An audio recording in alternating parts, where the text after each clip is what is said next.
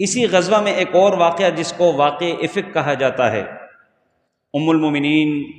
عائشہ صدیقہ رضی اللہ تعالی عنہا، طاہرہ مطہرہ، ان کے اوپر اسی عبداللہ بن ابی نے موقع پاتے ہوئے تہمت لگائی بدکاری کی۔ اور واقعہ صحیح بخاری میں امام بخاری علیہ الرحمہ نے کچھ یوں نقل فرمایا ہے، اللہ کے نبی علیہ الصلاۃ والسلام جب کبھی باہر مدینہ سے نکلتے تو ازواج مطہرات کے مابین قرآن اندازی کراتے، جس کا قرآن نکلتا ان کو اپنے ساتھ لے کے چلتے۔ انصاف کا تقاضا ہے، اور یہاں سے یہ بھی پتہ چلتا ہے کہ اگر کسی بندے کی 3 4 2 بیویاں ہیں تو کچھ امور قرآن اندازی کے طور پہ بھی بندہ حل کر سکتا ہے۔ کوئی بندہ یہ نہیں کہے گا کہ اس کا قرآن نکل آیا تو یہ دوسری کے ساتھ زیادتی ہے، اس کے ساتھ ظلم ہے، ایسے نہیں ہے۔ اللہ کے نبی علیہ الصلاۃ والسلام سے ہمیں یہ عمل ہم تک منقول ہے، پہنچ چکا ہے۔ جب اللہ کے نبی اس لڑائی کے لیے نکلنے لگے تو اللہ کے نبی علیہ الصلاۃ والسلام نے قرآن اندازی کی، اور وہ قرآن نکلا ام المومنین عائشہ صدیقہ رضی اللہ تعالیٰ عنہا کے نام۔ اللہ کے نبی غزوہ سے واپسی شروع کر چکے ہیں، اور ان کی بالعموم عادت یہ ہوتی تھی کہ اللہ کے نبی رات کے پہلے حصے میں بھی کچھ نہ کچھ سفر جاری رکھتے، درمیان میں پھر آرام کے لیے ٹھہرتے، اور رات کے آخری پہر دوبارہ سے اللہ کے نبی چل پڑتے۔ یہ ان کا ایک طریقہ کار تھا۔ اللہ کے نبی علیہ الصلاۃ والسلام رات کے وقت واپس آ رہے ہیں، ایک جگہ پڑاؤ ڈالا، ٹھہریں۔ اللہ کے نبی علیہ الصلاۃ والسلام کی عادت ایک یہ بھی تھی، چونکہ وہ قائد تھے، وہ لیڈر تھے، وہ اپنے لشکر کو باقاعدہ تقسیم کرتے، اس کے 5 حصے بنائے ہوتے: مقدمۃ الجیش، مؤخرۃ الجیش، میمنہ، میسرہ اور قلب۔ یہ 5 حصوں کے اوپر لشکر اللہ کے نبی کا مشتمل ہوا کرتا تھا، یعنی لشکر کا اگلے والا حصہ، لشکر کے پیچھے بعد میں آنے والے لوگ، دائیں طرف کے لوگ، بائیں طرف کے لوگ، اور سینٹرل جو لشکر کا حصہ ہوتا، یوں یہ 5 حصے ہوتے۔ اور ان 5 حصوں کے علاوہ ایک اور دستہ اللہ کے نبی علیہ الصلاۃ والسلام ساقۃ الجیش کے نام سے اس کو موسوم کرتے، جو کہ لشکر کے بالکل پیچھے پیچھے آتے ہوتے تھے، اور ان کا کام یہ ہوتا تھا کہ اگر لشکر میں سے کوئی کمزور، کوئی بزرگ، کوئی چیز گری پڑی ان کو ملتی تو وہ اپنے ساتھ ان کو لے کے آتا۔ اللہ کے نبی علیہ الصلاۃ والسلام نے اس موقع کے اوپر بھی ایسے ہی کیا تھا کہ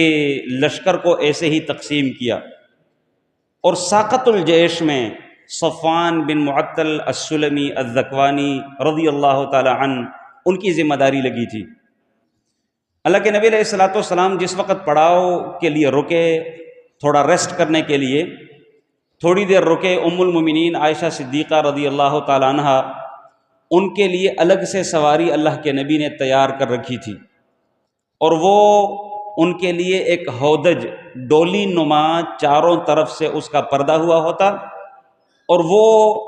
اونٹ کے اوپر رکھایا جاتا، اس کے اندر ام المومنین تشریف فرما ہوتی تھی، تاکہ سفر میں ان کے لیے آسانی ہو، آنے جانے میں گر نہ پڑے، کوئی مسئلہ نہ بنے، اور باپردہ بھی رہے۔ ام المومنین عائشہ صدیقہ رضی اللہ تعالیٰ عنہ خود بیان کرتی ہیں کہ جس وقت ہم رکے ہیں، تھوڑی دیر کے بعد مجھے حاجت پڑی، میں قضائے حاجت کے لیے لشکر کی جگہ سے اٹھ کر سائڈ پہ چلی گئی۔ جب وہاں گئی تو میں نے اپنی ہمشیرہ اسماء بنت ابی بکر، ان سے ایک ہار عاریتاً لیا تھا، جیسا کہ بالعموم خواتین کرتی ہیں، کہیں نکلتی ہیں، کہیں شادی بیاہ میں دوسروں سے عاریتاً لے لیتی ہیں، واپس آ کر واپس کر دیتی ہیں۔ تو کہتی ہے کہ میں نے اپنی بہن اسماء بنت ابی بکر سے ایک ہار عاریتاً لیا تھا، وہ ہار میرا گر گیا۔ جب میں واپس آنے لگی، میں نے دیکھا ہار نہیں ہے، میں اس کو ڈھونڈنے لگ گئی۔ ڈھونڈتے ڈھونڈتے مجھے کچھ وقت لگا، بالآخر جب وہ ہار مجھے ملا، میں واپس جب اپنی جگہ پہ پہنچی، دیکھا تو کوئی بھی نہیں تھا، لشکر وہاں سے جا چکا تھا۔ اور دراصل معاملہ یہ تھا کہ ان دنوں ام المومنین عائشہ صدیقہ رضی اللہ تعالیٰ عنہ، یہ ہم ہجرت کے 5ویں سال میں چل رہے ہیں، اور ہجرت کے 5ویں سال کے قریب ام المومنین عائشہ صدیقہ رضی اللہ تعالیٰ عنہ، ان کی عمر بمشکل 12 یا 13 برس تھی، کیونکہ 9 سال کی عمر میں اللہ کے نبی نے ان کی رخصتی کرائی تھی، 6 سال کی عمر کی جب تھی ان کا نکاح ہو گیا تھا، اور ہجرت کے دوسرے سال اللہ کے نبی علیہ الصلاۃ والسلام نے ان کی رخصتی کرا دی تھی۔ اب بمشکل ان کی ایج اس وقت 12 ساڑھے 12 یا 13 برس تھی، یعنی یوں کہہ لے کہ ابھی بچی تھی، اور جو صحابہ کرام اس ہودج کو اٹھانے کے اوپر مأمور تھے، جن کی ڈیوٹی تھی، جن کی ذمہ داری تھی، انہوں نے جب اس کو اٹھایا، ان کو ان کے ہلکا وزن ہونے کی وجہ سے یہ اندازہ سرے سے ہوا ہی نہیں کہ ام المومنین اندر بیٹھی ہیں یا نہیں بیٹھی، کیونکہ وزن بڑا ہلکا تھا اور 2-3 لوگ اس کو اٹھا کر اونٹ کے اوپر رکھاتے، تو ان کو اس چیز کا اندازہ نہیں ہوا اور وہ لوگ وہاں سے چل پڑے۔ ام المومنین عائشہ صدیقہ رضی اللہ تعالیٰ عنہ کہتی ہیں کہ جب میں واپس آئی، میں نے دیکھا کوئی میری آواز کا جواب دینے والا نہیں، کوئی سننے والا نہیں، میں وہیں اپنی جگہ پہ آ کے بیٹھ گئی، یہ سوچ کر کہ جس وقت ان کو پتہ چلے گا کہ عائشہ نہیں ہے تو یہ لوگ دوبارہ اسی جگہ پہ مجھے لینے کے لیے آئیں گے۔ میں بیٹھ گئی، اتنے میں چونکہ رات کا وقت تھا، نیند کا میرے اوپر غلبہ آیا، میں اپنی چادر لے کے لیٹ گئی، سو گئی۔ اتنے میں صفوان بن معطل السلمی الذکوانی رضی اللہ تعالی عنہ، جن کی ذمہ داری تھی کہ بھئی آپ نے ساقۃ الجیش میں پیچھے پیچھے آنا ہے، اگر کوئی بندہ پیچھے رہ گیا ہو، کوئی چیز گری پڑی آپ کو ملے تو آپ اپنے ساتھ اٹھا کر لے آنا۔ کہتے ہیں کہ جب وہ وہاں پر پہنچے، انہوں نے دیکھا کہ ایک انسان لیٹا ہوا ہے، اور یہ پردے کی آیات کے نزول کے بعد کا واقعہ ہے۔ جس وقت پردہ نازل نہیں ہوا تھا تب تک صفوان بن معطل السلمی رضی اللہ تعالی عنہ نے ام المومنین عائشہ صدیقہ رضی اللہ تعالی عنہ کو دیکھا تھا، اور وہ جانتے تھے، شکل ان کو پہچانی ہوئی تھی۔ جب انہوں نے قریب آ کر دیکھا کہ یہ تو ام المومنین عائشہ صدیقہ ہیں، انہوں نے اونچی آواز کے ساتھ انا للہ و انا الیہ راجعون یہ والے کلمات کہہ دیے۔ ام المومنین عائشہ صدیقہ کہتی ہیں کہ جس وقت میں نے یہ آواز سنی، مجھے فوراً جاگ آئی، جاگ آتے ساتھ ہی فوراً میں نے اپنا چہرہ ڈھانپ لیا، سب سے پہلے میں نے پردہ کیا، اور اس کے بعد وہ آئے، انہوں نے اپنا اونٹ بٹھایا، اونٹ کے اگلی ٹانگ کے اوپر ٹانگ اور پاؤں رکھ کر میں پیچھے سواری کے اوپر بیٹھ گئی، اور وہ اپنے اونٹ کی رسی پکڑ کے آگے آگے چلنا شروع ہو گئے، اور تقریباً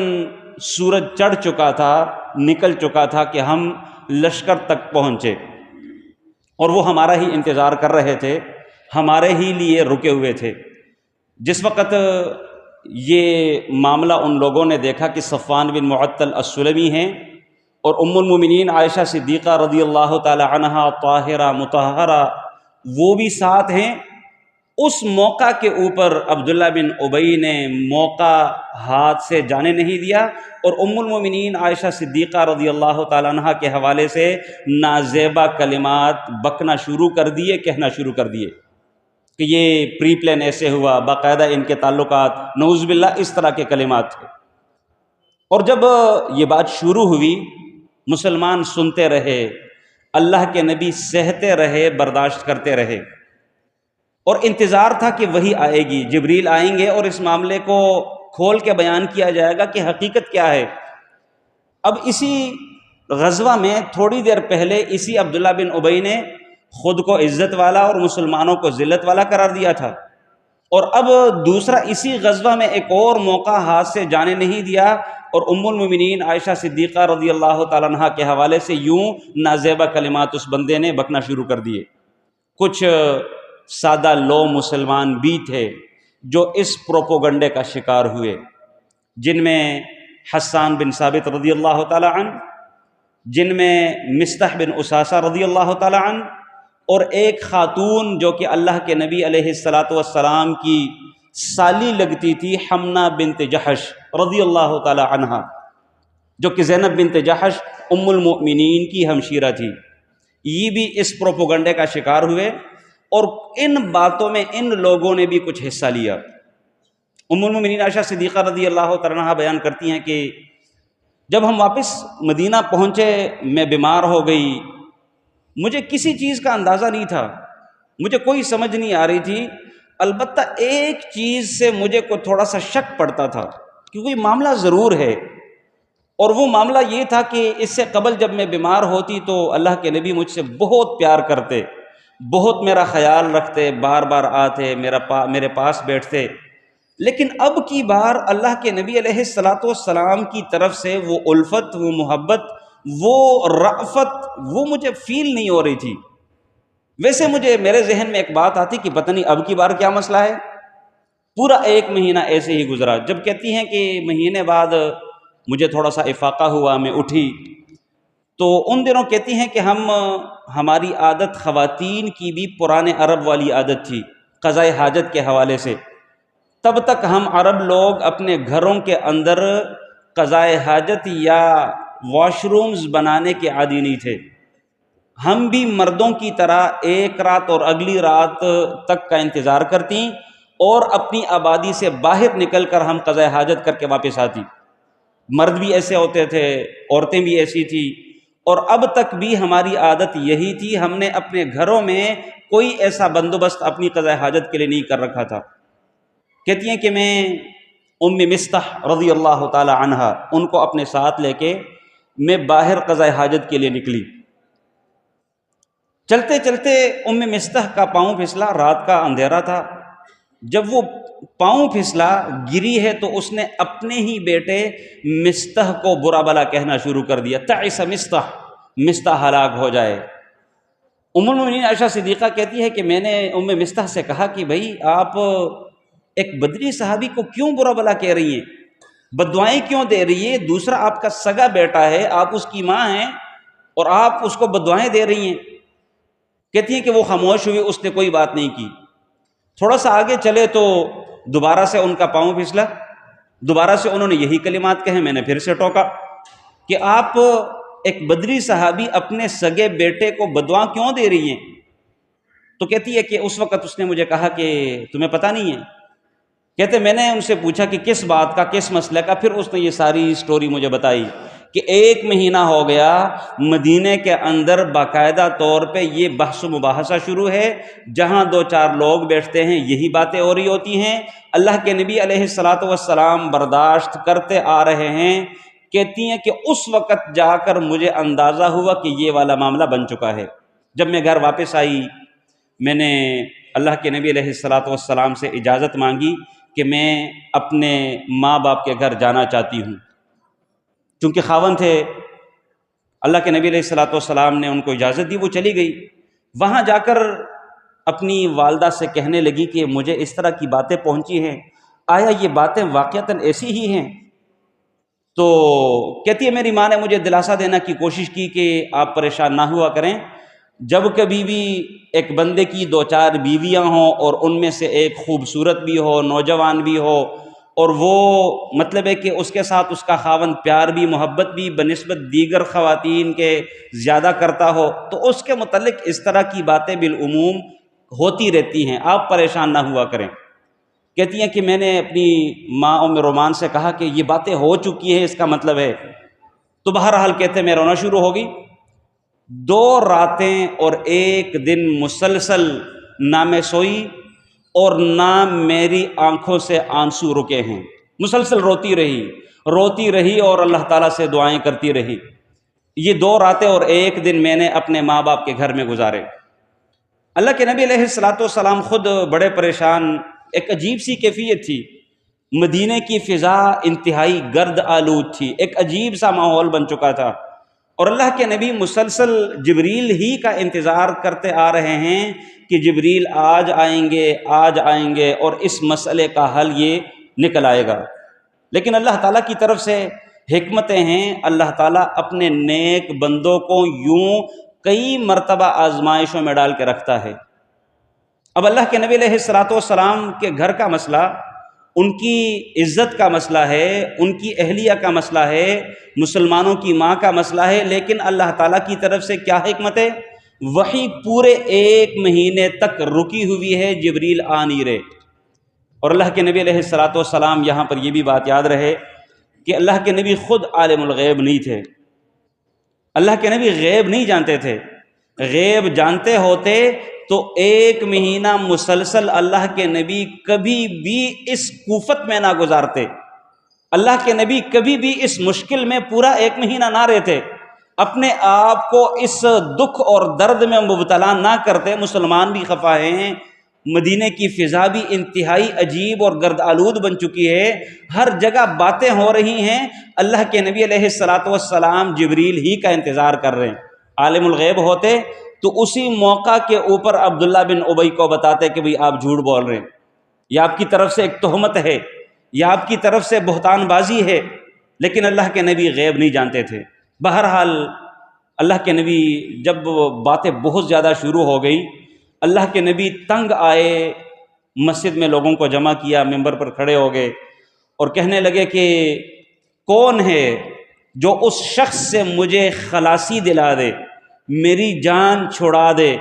جس بندے کی طرف سے اذیت و تکلیف اب میرے گھر کے اندر تک پہنچ چکی ہے۔ اب تک جو کچھ کرتا رہا میں برداشت کرتا رہا، لیکن مزید اب برداشت سے باہر نکل چکا ہے۔ اتنے میں اسید بن حضیر رضی اللہ تعالی عنہ، جو کہ اوس قبیلے کے سردار تھے، وہ کھڑے ہوئے، چونکہ سب کو پتہ تھا، کھڑے ہوئے کہنے لگے اللہ کے نبی آپ ہمیں حکم کریں، اگر تو یہ بندہ ہمارے قبیلے میں سے ہے تو ہم سرعام خود اس کا سر قلم کر دیتے ہیں، لیکن اگر وہ شخص ہمارے دوست قبیلے خزرج میں سے ہے تو جیسے پھر آپ کا حکم ہوگا ہم ویسے کریں گے۔ جب یہ بات ہوئی تو اتنے میں سعد بن عبادہ رضی اللہ تعالیٰ عنہ کھڑے ہوئے، حالانکہ یہ مومن تھے، کوئی نفاق ان میں نہیں تھا، سچے تھے، بالکل مخلص تھے، خالص تھے، اللہ کے نبی اور مسلمانوں سے اور اللہ سے پیار اور محبت کرنے والے تھے، لیکن کئی مرتبہ انسان بڑا کمزور ہے، وہ قبائلی حمیت بندے کے اوپر غالب آ جاتی ہے، کئی مرتبہ خاندانی عصبیت بندے کے اوپر غالب آ جاتی ہے۔ جب اس نے اسید بن حضیر کی بات سنی، وہ کھڑا ہو گیا اور عبداللہ بن ابی کے دفاع میں بولنا شروع ہو گئے کہ بھئی آپ کون ہوتے ہیں اس کو قتل کرنے والے، آپ ذرا ہاتھ لگا کر تو دیکھیں پھر ہوتا کیا ہے۔ اس طرح کی باتیں شروع ہوئی، یعنی ستم بالائے ستم، یا پہلے سے اللہ کے نبی انتہائی پریشان، اور اب اپنے ہی مخلص ساتھی اس ایک خبیث انسان کی ان باتوں اور حرکتوں کی وجہ سے وہ جو ایک شیرازہ تھا وہ بکھرنے کے قریب ہے، آپس میں مزید گتھم گتھا ہونے کے بالکل قریب ہیں۔ اللہ کے نبی علیہ الصلاۃ والسلام کو مزید کوفت پہنچی، انتہائی تکلیف اور دکھ کی کیفیت میں اللہ کے نبی نے وہ وقت گزارا، اور پھر انتہائی مشکل سے ان ساتھیوں کو، اپنے ان بھائیوں کو خاموش کرا کے ان کو بٹھا دیا۔ اتنے میں اللہ کے نبی علیہ الصلاۃ والسلام نے اپنے کچھ ساتھیوں سے مشورہ بھی لیا کہ مجھے کیا کرنا چاہیے، حالات انتہائی گمبھیر ہوتے جا رہے ہیں۔ اتنے میں علی ابن ابی طالب رضی اللہ تعالیٰ عنہ نے مشورہ دیا کہ اللہ کے نبی، اشارتاً کنایتاً کہہ دیا کہ اللہ کے نبی صرف عائشہ نہیں، خواتین اور بھی ہیں، اللہ تعالیٰ آپ کو کوئی اور دے دے گا، آپ ان کو چھوڑ دیں، کوئی بات نہیں۔ اسامہ بن زید رضی اللہ تعالیٰ عنہ چونکہ وہ اللہ کے نبی کے بڑے قریبی تھے، گھر کے بھی ان کے معاملات کو بڑا پتہ تھا، تو ان سے مشورہ لیا، انہوں نے کہا کہ اللہ کے نبی ایسی کوئی بات نہیں ہے، یہ سب جھوٹ ہے، نرا جھوٹ، صاف جھوٹ ہے، اور آپ ان اللہ اور رسول کے دشمنوں کی باتوں میں آ کر اپنی محبوب اہلیہ کو طلاق مت دے، ان کو مت چھوڑے، البتہ اگر آپ مزید تحقیق کرنا چاہتے ہیں تو آپ جا کر جو اللہ کے نبی علیہ الصلاۃ والسلام کے گھر کے اندر رہنے والی ایک لونڈی تھی، آپ جا کر ان سے پوچھئے گا، وہ ام المومنین عائشہ صدیقہ رضی اللہ تعالیٰ عنہ کے بڑی قریبی ہیں، بہت زیادہ اس کے قریب رہنے والی ہے۔ اللہ کے نبی نے ان سے پوچھا، وہ کہتی ہے کہ اور تو مجھے کوئی پتہ نہیں، البتہ ایک بات ضرور ہے کہ وہ بچی ہے،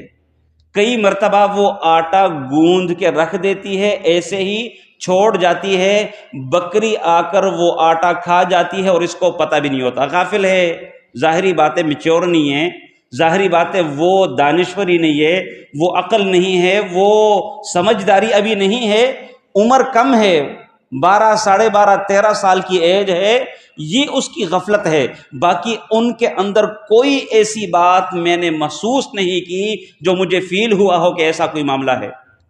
اللہ کے نبی علیہ الصلوۃ والسلام کو کوئی سمجھ نہ آئے۔ اس کے بعد اللہ کے نبی علیہ الصلوۃ والسلام ابوبکر صدیق کے گھر گئے، جہاں ام المومنین عائشہ صدیقہ پہلے سے موجود تھی۔ جب وہ آئے تو انہوں نے سلام کیا اور عائشہ صدیقہ رضی اللہ تعالیٰ عنہا سے پوچھا کہ مجھے عائشہ اس طرح کی باتیں پہنچی ہیں، اگر تو آپ سے غلطی ہوئی ہے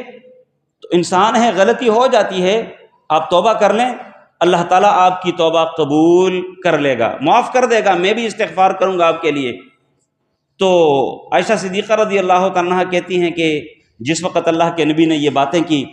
تو میں نے اپنے والدین سے کہا، صدیق اکبر اور ام رومان سے، کہ آپ ان کو جواب دیجئے گا میری طرف سے۔ تو آگے سے وہ کہنے لگے کہ ہمیں کوئی سمجھ نہیں آ رہی کہ ہم کیا کہیں، کیا جواب دیں۔ کہتی ہے کہ پھر میں نے خود ہمت باندھی اور وہ جو 2 راتیں اور 1 دن مسلسل میں روتی رہی، اس موقع کے اوپر آ کر میرے آنسو تھوڑے سے تھم گئے، تھوڑے سے رکے، اور پھر میں نے ان سب گھر والوں کو مخاطب کر کے ایک بات کی کہ مسلسل 1 مہینے سے یہ پروپوگنڈا چل چکا ہے، یہ باتیں چل چکی ہیں، اور اب ان باتوں کی کیفیت یہ بن چکی ہے، اگرچہ یہ صاف جھوٹ ہے لیکن اتنا پروپوگنڈا ہوا اور دفاع میں کوئی اور بات سرے سے ہے ہی نہیں۔ اگر میں یہ کہتی ہوں کہ میں ان باتوں سے بری ہوں تو تم لوگوں نے میری بات کی تصدیق نہیں کرنی، کیونکہ میں ایک طرف پورا 1 مہینہ کا پروپیگنڈا اور دوسری طرف میں اکیلی کا انکار کرنا، اس کا مجھے کوئی سمجھ نہیں آ رہی، کوئی اس کا مجھے سمجھ نہیں آ رہا کہ میں اگر کہہ بھی دوں تو تم لوگوں نے یقین نہیں کرنا، جبکہ میرے رب کو پتا ہے کہ میں ان باتوں سے بری ہوں۔ البتہ مجھے اور کوئی سمجھ نہیں آ رہی، میرا اور تمہارے درمیان صرف ابو یوسف یعقوب علیہ الصلاۃ والسلام ان کی بات ہے۔ کہتی ہیں کہ ان دنوں میں قرآن بھی بہت کم پڑھتی تھی، بچی تھی، اور مجھے یعقوب علیہ الصلاۃ والسلام کا نام بھی اس موقع کے اوپر بھول گیا، میں نے ابو یوسف کنیت کہہ کر تو یہ بات نقل کر دی کہ فصبر جمیل واللہ المستعان علی ما تصفون، بھئی میں صبر کروں گی اور اللہ تعالیٰ ہی بہترین وہ ذات ہے جس سے مدد طلب کی جا سکتی ہے، اس طرح کے موقع کے اوپر میرا رب میری مدد کرے گا۔ اور پھر کہتی ہیں کہ میں اپنے بستر پر لیٹ گئی دوسری طرف منہ کر کے۔ اتنے میں اللہ کے نبی علیہ الصلوۃ والسلام کے اوپر وحی نازل ہوئی، اور وحی نازل ہونے کے فوراً بعد جب وہ کیفیت ختم ہوئی، اللہ کے نبی علیہ الصلوۃ والسلام مسکرا رہے ہیں، ہنس رہے تھے، اور اللہ کے نبی علیہ الصلوۃ والسلام نے عائشہ صدیقہ رضی اللہ تعالیٰ عنہا کو مبارکباد پیش کی کہ عائشہ آپ کو مبارک ہو، اللہ تعالیٰ نے آپ کی برات نازل کر دی۔ ام المومنین عائشہ صدیقہ رضی اللہ عنہ کہتی ہیں کہ جس وقت یہ آیات نازل ہوئی تو میرے والدین نے مجھے کہا کہ آپ اٹھیے اور اللہ کے نبی کا شکریہ ادا کیجئے۔ کہتی ہے کہ میں نے کہا کہ میں تو اپنے رب ہی کا شکر ادا کروں گی، میں نے کسی اور کا شکر نہیں ادا کرنا۔ کوئی میرے دفاع میں کھڑا ہی نہیں ہوا، کسی نے میرے دفاع میں ایک لفظ تک نہیں کہا، اسی پروپوگنڈے کا شکار لوگ رہے ہیں۔ میں اپنے رب ہی کا شکریہ ادا کروں گی جس رب نے میرے اوپر اتنا بڑا احسان کیا۔ البتہ ایک اور بات ام المومنین عائشہ صدیقہ رضی اللہ تعالیٰ عنہا بیان کرتی ہیں، کہتی ہیں کہ مجھے یہ یقین تھا کہ میرے رب نے میرے متعلق اپنے نبی کو ضرور کچھ نہ کچھ بتانا ہے، خواب میں دکھلا دیں گے کسی اور ذریعے سے، لیکن میں سوچ بھی نہیں سکتی تھی، تصور میں بھی نہیں تھا کہ رب العالمین میرے متعلق قرآن بنا کر نازل کریں گے، اور تا قیامت وہ قرآن پڑھا جاتا جائے گا۔ سورۃ النور کی 11 نمبر آیت سے لے کر 20 نمبر آیت تک یہ 10 آیات، اب بھی جب بھی آپ سورۃ النور پڑھیں گے یہی واقعہ آئے گا، اور ام المومنین عائشہ صدیقہ رضی اللہ تعالیٰ عنہا کی براءت کا اعلان رب العالمین اپنے ہی بندوں کے زبانی پتہ نہیں روزانہ کہاں کہاں سے کرواتا ہے۔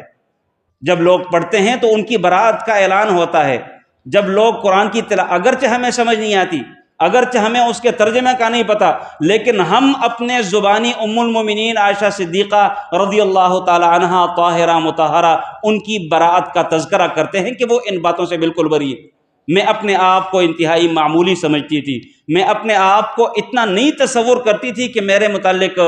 ینزل فی القرآن یتلا، میرے متعلق قرآن نازل کیا جائے گا اور وہ پھر پڑھا جائے گا اور تا قیامت اس کی تلاوت ہوتی رہے گی۔ یوں اللہ رب العالمین نے